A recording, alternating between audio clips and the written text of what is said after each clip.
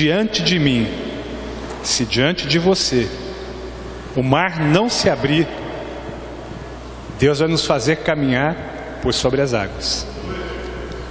Se diante dos seus problemas, diante das suas dificuldades, Deus não abrir as portas dos céus, Ele irá nos capacitar para que nós possamos andar por sobre as águas.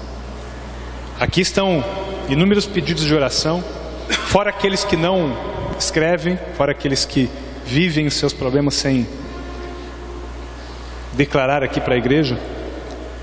Inúmeros são esses problemas, inúmeras são as dificuldades, mas nós sabemos que o nosso Deus nos capacita. Amém? Obrigado, meninos. Então vamos lá.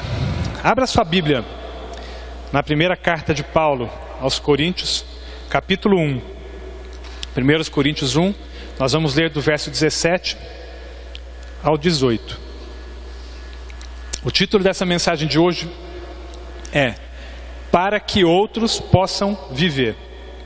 1 Coríntios 1, 17 e 18. Para que outros possam viver. Para que outros tenham vida. O que eu preciso fazer? Essa passagem diz assim. Todos aí encontraram? Amém? 1 Coríntios 1, 17 e 18. Ela fala assim: Porque Cristo enviou-me não para batizar, mas para evangelizar, não em sabedoria de palavras, para que a cruz de Cristo se não faça vã. Porque a palavra da cruz é loucura para os que perecem, mas para nós que somos salvos é o poder de Deus. Então lá no 18 diz: Porque a palavra da cruz é loucura para os que perecem, mas para nós que somos salvos é o poder de Deus. Quando preparei essa palavra aqui, eu comecei a fazer uma avaliação da minha vida, da vida da minha família, do meu grupo lá da minha célula, da própria igreja, e comecei a pensar naquilo que nós temos recebido da parte de Deus. Com esse mesmo casal que eu estava conversando que vai se mudar, eu tive uma conversa com a esposa, ela me falou assim: meu marido fica constrangido de tanto que nós temos recebido do Senhor e temos dado tão pouco. Deus tem nos dado tanto e ele fica constrangido porque ele acha, e realmente ele tem razão, que nós temos feito muito pouco. Nós temos entregue pouco da nossa vida pela vida das pessoas. Primeiro porque, independente de estamos recebendo ou não do Senhor, nós já temos o maior dos nossos prêmios, já recebemos a maior dos nossos troféus, a maior coroa que nós poderíamos ter, que um homem ou uma mulher pode ter, que é a salvação em Jesus Cristo. Então, diferentemente das pessoas que estão aí fora, nós já somos muito mais do que vencedores, independente do problema que nós vivemos. Nós já temos a coroa da salvação, porque a palavra da cruz é loucura para aqueles que perecem, aqueles que não conhecem isso que nós conhecemos.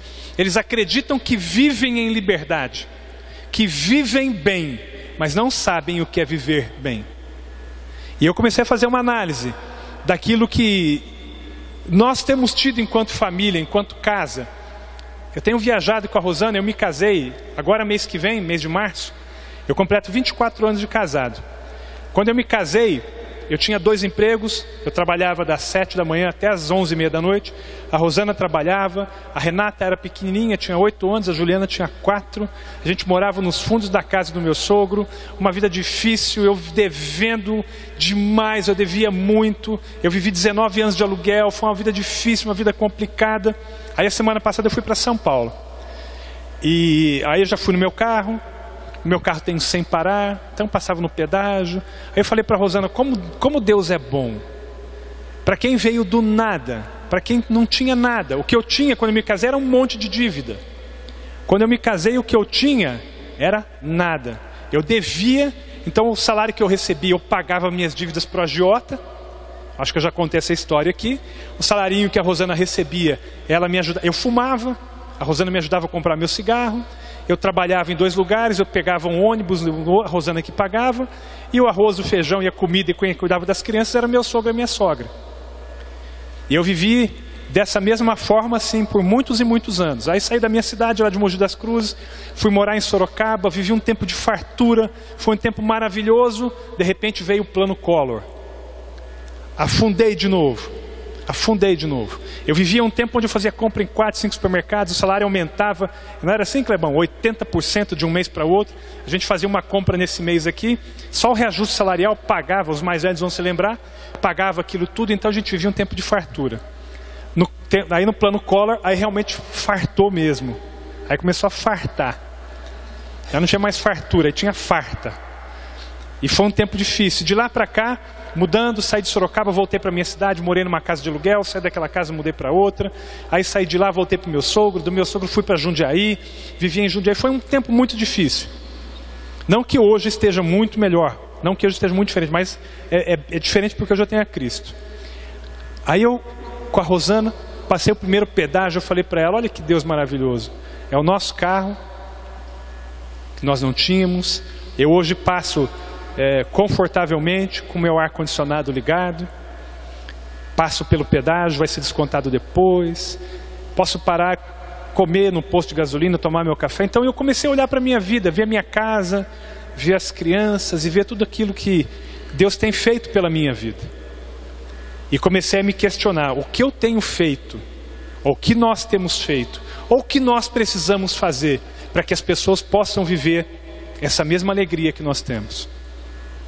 O que nós, enquanto igreja, temos feito para que essas pessoas aqui do verso 18, que acham que a pregação de Cristo é loucura, que acham que não existe esta igreja que divide todos os problemas, que divide todas as suas coisas, que acha que o que nós fazemos é encher o bolso dos pastores de dinheiro, que acha que o que nós fazemos é só enganação. Essas pessoas não conhecem isto. Quando João Neto começou a cantar aqui, é bom ser família. Essas pessoas aí fora não conhecem esse abraço sem malícia. As pessoas não conhecem aí fora esse abraço desinteressado. As pessoas aí fora não sabem o que nós vivemos. E aí eu te pergunto, o que nós precisamos fazer para que essas pessoas tenham vida? Eu estou aqui ministrando e olhando assim, só para crente. Se não tiver aqui, se tiver alguém que não é crente, são poucos. Aqui acho que não existe. No nosso meio aqui, todos nós somos cristãos. Então nós não estamos falando para aqueles que não conhecem a palavra. O que nós precisamos fazer para que essas pessoas tenham vida? Para que essas pessoas possam conhecer este Cristo que nós conhecemos. Então Paulo, quando fala, lá no verso 17, que Cristo não o enviou para que ele batizasse, mas para que ele evangelizasse, para que ele falasse do amor de Deus, falasse da graça de Jesus Cristo sobre a vida dele. Ele nos deixa claro que o nosso papel, que aqui está, não é simplesmente o papel de fazer com que as pessoas estejam na igreja. Eu conheço muita gente, e eu mesmo tinha esse engano quando me converti. As pessoas dizem assim: eu não estou pronto para ser batizado, eu não estou pronto para fazer parte dessa igreja, para ser batizado, para ser levado às águas. Existe um grande equívoco nisso tudo. As igrejas hoje estão se enchendo de membros, mas elas têm poucos cristãos. As igrejas hoje estão interessadas em ter um volume de pessoas que os diferencie das demais. Eu sou membro de uma igreja de 500 membros, eu sou pastor de uma igreja de 500 membros. Mas aqueles membros que ali dentro estão, daqueles membros que ali dentro congregam, quantos verdadeiramente conhecem a Cristo? Quantos verdadeiramente se converteram e não estão se tornando somente crentes praticantes? E para que essas pessoas não sejam somente crentes praticantes que vêm ao culto no domingo de manhã para marcar presença, para que as pessoas possam vê-la lá dentro, para que as pessoas possam dizer, olha, esse é meu irmão. O que essas pessoas precisam? Elas precisam do nosso testemunho. Elas precisam ver em nós essa alegria. Elas precisam ver em nós esse desejo ardente de estarmos um com o outro. Eu dei um abraço agora no Ricardo aqui, quando o João Neto estava cantando, e o Ricardo virou e falou para mim assim, você mora no meu coração. Eu encontro o Ricardo quantas vezes por semana? Começamos a nos encontrar agora na reunião de conselho. Mas eu moro no coração do Ricardo. É isso que as pessoas precisam entender. E para que elas possam entender isso, não basta somente que suba aqui um preletor, um pastor, um presbítero, um diácono. Não basta que nós só cantemos canções que nos remetam a isso. Mas eles precisam ver isso na nossa vida. Eles precisam ver isso na nossa vida. Eles precisam ver que nós não temos interesse nas pessoas por aquilo que elas podem nos dar, mas é por aquilo que nós podemos oferecer para essas pessoas. É aquilo que nós podemos dar para a vida dessas pessoas. Eu não posso me aproximar de ninguém esperando nada em troca, pelo contrário, eu tenho que me aproximar de alguém pensando naquilo que eu vou dar para essa pessoa, no testemunho que eu vou ser na vida dessa pessoa. Muitas vezes, você se depara com pessoas que estão com o casamento destroçado, que estão com os filhos perdidos em meias drogas, que a casa tem vício, o vício da bebida, o vício do cigarro, e nós temos um exemplo de vida. Aqui eu posso enumerar cada um dos homens que aqui estão são poucos os que eu não conheço, e sei que são exemplos, são maridos fiéis, são homens que temem a palavra de Deus, são homens que amam as suas esposas, que amam os seus filhos. E esse testemunho precisa ser dado aí fora. Para que as pessoas possam ter vida, eles precisam ver vida na nossa vida, a vida de Cristo na nossa vida. Para que as pessoas possam viver verdadeiramente, elas precisam olhar para nós e dizer, eu quero viver a vida que essa pessoa vive. Eu fui a um casamento agora nesse final de semana passado, onde eu fui ministrar, fui eu quem celebrei esse casamento, e lá as pessoas olhavam para mim, para a Rosana, e diziam, olha que casal, olha como eles estão. Kleber viu a Rosana agora de manhã e falou, nossa, essa mulher está bonita demais. Aí ele falou assim, aí eu brinquei com ele, falei, está comigo, tem que estar bonita, né? Mas não é porque realmente reflete a alegria de estarmos um com o outro. Como nós vimos aqui o Kleber agora completando 30 anos de casado, bodas de pérola, 15 dias atrás, e você vê o sorriso estampado no rosto do Kleber, viu o sorriso estampado no rosto da Neide, na família, nos filhos, nos netos que aí estão por vir. As pessoas precisam conhecer isso na nossa vida. As pessoas precisam olhar para nós e entender que para ter vida, essa vida só é encontrada em Cristo. E Cristo nunca andou sozinho. Cristo andava com seus apóstolos e tinham muitas pessoas que seguiam a Cristo. Muitas pessoas. Lá em 1 aos Coríntios 2, do 1 ao 5, Paulo diz assim: E eu, irmãos, quando fui ter convosco, anunciando-vos o testemunho de Deus, não fui com sublimidade de palavras ou de sabedoria, porque nada me propus saber entre vós, senão a Jesus Cristo, e este crucificado. Eu estive convosco em fraqueza, e em temor, e em grande tremor. A minha palavra e a minha pregação não consistiram em palavras persuasivas de sabedoria humana, mas em demonstração de espírito e de poder, para que a vossa fé não se apoiasse em sabedoria dos homens, mas no poder de Deus. Paulo aqui, ele está dizendo para nós assim: meu irmão, para que essa pessoa possa ter vida, não basta um discurso bonito. Eu já até citei aqui um mês atrás, quando eu ministrei, aquele filho de pastor, que quando chegava na igreja, o pai era maravilhoso, quando chegava em casa o pai se transformava. E o filho chegou para o pai e disse assim: pai, nós podemos morar na igreja? Aí o pai pergunta para o filho: por que, filho? porque na igreja você é muito bom, pai, dentro de casa você é terrível. Não basta, Paulo aqui está nos dizendo que ele não pregou com base no seu conhecimento, em que pese Paulo fosse um homem sábio, Paulo só fosse um profundo conhecedor da lei, mas Paulo pregou a Cristo, e pregou um Cristo crucificado. Ele pregou um Cristo que se humilhou por amor de nós. Paulo não se vangloriava daquilo que ele conhecia, mas ele humildemente pregou o amor de Jesus Cristo. Não basta que nós tenhamos conhecimento da palavra, não basta que as pessoas, ao comentarem de um assunto bíblico conosco, você dê para ele o endereço certo, a referência, o autor, o capítulo, o verso, a data em que aquilo foi escrito, o contexto em que aquilo foi escrito. Basta que você viva. Você pode conhecer um único verso da Bíblia, mas que você viva intensamente esse verso. Não basta você ser letrado, não basta você ser doutorado, não basta você ter feito um curso de mestrado e conhecer todo o contexto bíblico, toda a história bíblica, um momento em que aquilo foi escrito, se você não vive aquilo que você aprendeu. Para que as pessoas possam ter vida, nós precisamos viver aquilo que nós ministramos. Para que as pessoas possam ter vida, as pessoas precisam ver em nós exemplo.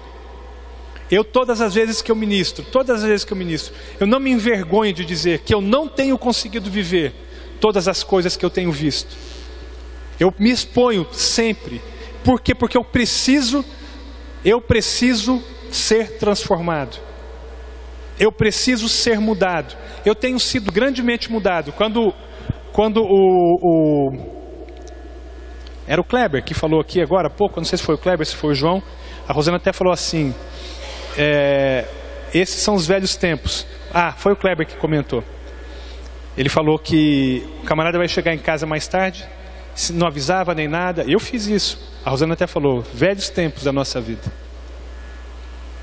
Eu fiz muito disso. Hoje eu não faço. Por que eu não faço? Porque eu devo satisfação para a igreja? Não, porque Cristo tem me transformado. Foi o Enio que citou? Foi o Enio. Estou ficando meio velho, a memória está ruim. Mas Cristo me transformou. E eu não faço isso pela minha condição de pastor, porque eu preciso proteger a minha imagem perante a igreja. Eu não faço porque Cristo me transformou. Então não basta que eu conheça a palavra profundamente. Eu preciso viver essa palavra profundamente, para que as pessoas possam ter vida. Pedro, na sua segunda carta, ele diz assim, capítulo 1, verso 16: porque não vos fizemos saber a virtude e a vinda do nosso Senhor Jesus Cristo, seguindo fábulas artificialmente compostas, mas nós mesmos vimos a sua majestade. Os apóstolos tiveram o privilégio de andar com Jesus Cristo. Os apóstolos viram Jesus ressuscitando Lázaro. Os apóstolos viram Jesus curando o coxo.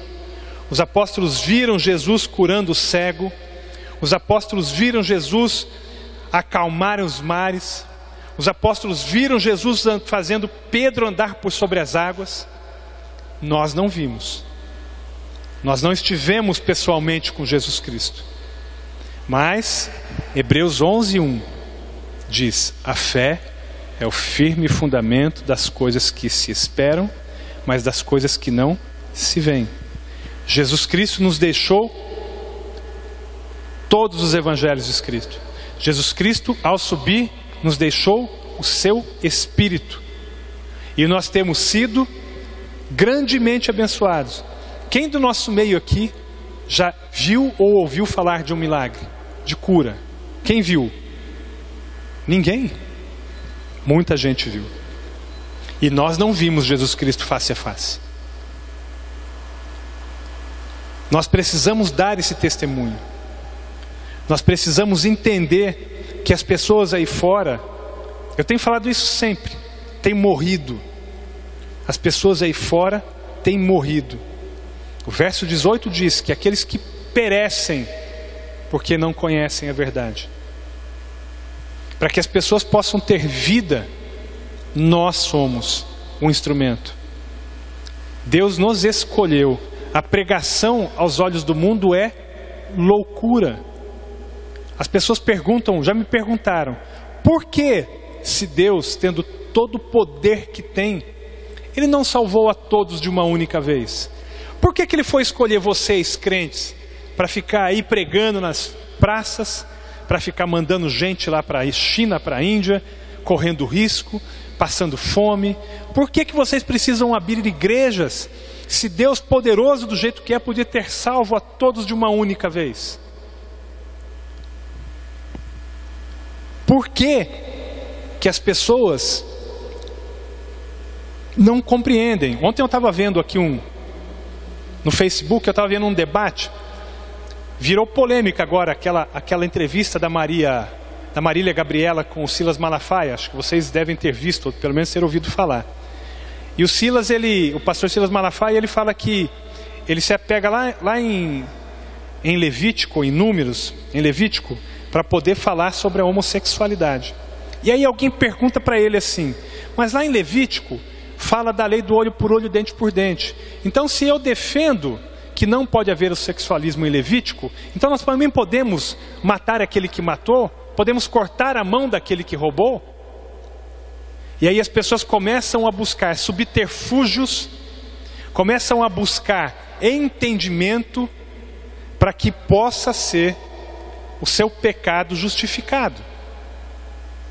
Para que as pessoas tenham as suas ações erradas justificadas. Mas eu e você sabemos o que é ter vida, com dificuldade, com muitos problemas.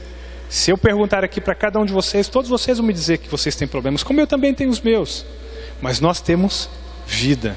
E temos, além da vida, a promessa da vida eterna. E as pessoas têm buscado justificar o seu erro naquilo que vem a ser o desejo. Esse embate com o Silas, com o pastor Silas, eu vi a pessoa escrevendo para ele, ele fez uma pergunta lá, 6 ou 7 tópicos, todos baseados no Velho Testamento, porque a defesa do pastor Silas com relação ao homossexualismo também estava baseada no Velho Testamento. Ou seja, as pessoas estão tentando encontrar uma alternativa perante a Deus para justificar o seu caminho tortuoso. E nós temos na nossa vida a verdade. Para que eles possam ter vida, é preciso que eu morra. Para que as pessoas possam ter vida, é preciso que eu morra. E morra para quê? Morra para as minhas verdades, para que eu morra para os meus desejos, para que eu morra para os meus pecados, para que eu morra para aquilo que venha a ser o meu conforto, para que eu morra para aquilo que venha a ser a minha própria vida. Jesus Cristo se entregou em vida para que nós tivéssemos vida.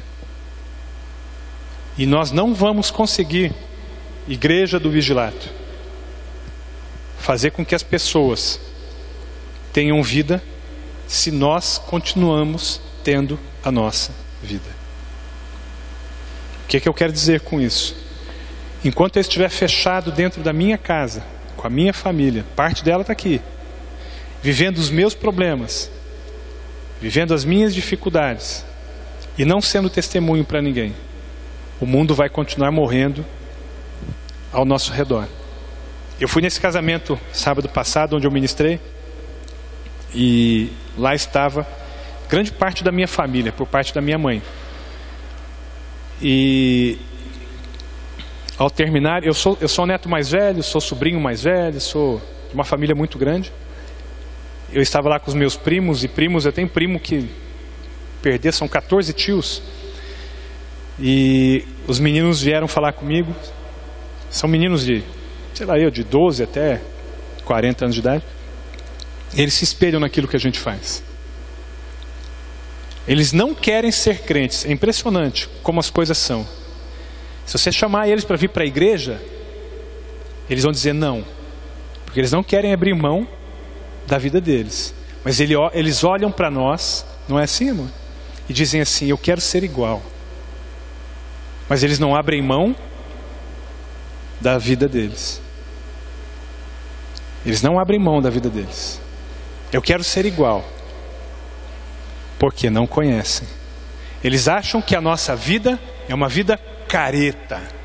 Eles acham que nós somos aquele povo ultrapassado, que não pode nada, que tudo é proibido, em que tudo é difícil, que para nós isso, para nós aquilo, mas eles não conhecem o nosso verdadeiro testemunho. Porque nós não abrimos a nossa casa. Quando me converti numa igreja onde crente só andava com crente.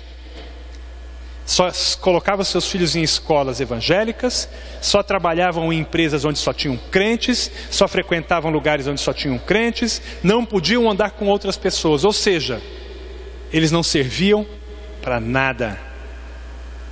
Eles não serviam para nada. Infelizmente, essa é a pura verdade. Eles não serviam para nada. De que serve o sal, se não for para salgar? De que serve o sal se não for para dar sabor na vida das pessoas? E eu e você somos sal. E nós temos que andar onde ninguém anda. Nós temos que pisar onde ninguém pisa. Nós temos que ser testemunhos onde ninguém quer ser testemunho. Nós temos que ministrar onde ninguém tem coragem de ministrar. Porque ser sal em meio ao sal não muda nada. Se nós sairmos daqui, nos juntarmos todos neste carnaval agora, e ficarmos sempre juntos, e só crente com crente, nós vamos ser sal que não vai salgar a vida de ninguém. E as pessoas vão continuar morrendo ao nosso redor. As pessoas vão continuar sem ter vida ao nosso redor. Você é uma porção pequena do sal de Deus. Mas a sua pequena porção pode salgar e dar sabor na vida de muita gente. Muita gente. Nós somos uma pitadinha de sal.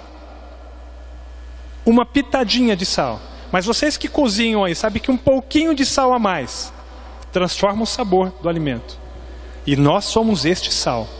Para que as pessoas possam ter vida, nós precisamos salgar a vida das pessoas. 1 João 1,3 diz assim: o que vimos e ouvimos, isso vos anunciamos, para que também tenhais comunhão conosco. E a nossa comunhão é com o Pai e com o seu Filho, Jesus Cristo. Para que tenhais comunhão conosco. E a nossa comunhão é com o Pai. Olha o tamanho da nossa responsabilidade. Nós não temos comunhão com outras pessoas somente. A nossa comunhão é com o Pai. É Ele que te habilita, é Ele que te capacita, é Ele que te prepara, é Ele que te enche de poder para que você seja sal da terra e luz do mundo na vida das pessoas. Eu conheço pessoas que se converteram e largaram a sua família porque não conseguem viver em meio ao pecado. Que abandonaram a sua família, pai, mãe, irmão, tio, tia, porque agora aquele irmão ele é puro, e ele não pode andar em meio ao pecado, porque agora aquele irmão ele foi separado, e agora ele não pode mais andar em meio ao pecado. Vão engano, é ledo engano. A Bíblia diz que não virá sobre nós nenhum tipo de tentação que nós não possamos resistir. Nenhum tipo de tentação que nós possamos resistir virá sobre a nossa vida. Então você se converteu, a sua família ainda não. Você tem gente no meio da sua família que usa droga, você tem gente no meio da sua família que prostitui, que trai a esposa, que trai o marido, você tem no meio da sua família gente que não vive, e é lá que você tem que estar. Falei isso para minha esposa essa semana. Eu estou fora da minha cidade há 12 anos, fora o que eu vivi das outras vezes, e eu me afastei da minha família, porque eu vim andando há Deus foi me trazendo para outros lugares. E eu falei para a Rosana essa semana, falei para as meninas, eu quero estar mais perto da minha família. Eu já declarei isso aqui. Eu fui um bandista por 16 anos. Dentro da casa da minha avó, uma das minhas tias hoje é mãe de santo. Ela e o marido. E sabe quem que levou lá para dentro da casa dela? O espiritismo, a Umbanda? Eu. Quem que tem que levar a verdade naquele lugar? Eu. Então eu falei para a Rosana, eu amo estar em Uberlândia, mas eu deixei para trás muita coisa que eu não poderia ter deixado. Eu tenho certeza que nesse período, Deus usou para me preparar, Deus usou esse período para trazer conhecimento, para edificar a minha vida, e agora é a hora de voltar. Falei para a Rosana, quando nós nos casamos, a nossa vida foi tão difícil, e quem nos ajudou muito foram as tias dela, da parte da Rosana. Aí, uma das nossas fotos, lá no Face, uma das tias dela mora aqui em Pouso Alegre. Ela viu a foto minha da Rosana e ela escreveu assim: saudade dói. Saudade dói. Há quantos anos nós não vemos a sua tia? Isso é desleixo da nossa parte. Desleixo. Sei lá, 7 anos. Enquanto ela vivia bem, enquanto ela tinha lá uma chácara bonita, com piscina, com isso, com aquilo, ela vivia casada, não sei o que lá, nós íamos lá 3, 4 vezes por ano. Ela se separou, está vivendo uma vida difícil, muito difícil, sozinha, um filho casado, outra filha morando em São Paulo. Aí ela escreve assim: saudade dói. Eu vi e mostrei para a Rosana aquilo ontem. Aquilo é um tapa de luva de pelica na cara do crente, porque nós deixamos para trás pessoas que não poderiam ter ficado sozinhas. Ela não poderia ter ficado sozinha, porque nós fomos preparados ao longo desses anos em que nós nos convertemos. Esse ano, agora de 2013, completo 10 anos de conversão. Nós não voltamos mais para ver a tia Nair. Todas as vezes que eu vou para a minha cidade, eu vou lá ver as três avós, né? As duas que eu tenho, uma com 99 anos, outra com 90, e a avó dela com 88, 89. Mas o resto da família a gente não visita. E lá tem de tudo que vocês possam imaginar. Lá tem um bandista, lá tem um primo que usa droga, lá eu tenho prima que apronta, e tem de tudo. Aí nós estivemos lá nesse casamento com eles. E é impressionante como as pessoas olham para nós. Não é verdade? As pessoas olham para nós, é impressionante. Eu ministrei um casamento onde Deus me usou grandemente naquele dia. E eu falei com o casal, o rapaz que casou é meu primo e meu afilhado. Ao terminar o casamento, as pessoas vieram falar comigo: nossa, como você falou lindo. Eu não falei nada além daquilo que está escrito na Bíblia, dizendo que o marido deve honrar a sua esposa, dizendo que a esposa deve honrar o seu marido, dizendo o que Deus tem para a vida de cada um. Eu só falei aquilo que nós falamos o tempo todo. E eu vendo as pessoas de frente, né, ministrando o casamento, um monte de homem chorando, um monte de mulher chorando. Por quê? Só porque eu falei da palavra, não falei de nada além daquilo que está escrito na Bíblia. Nada além do que está escrito na Bíblia.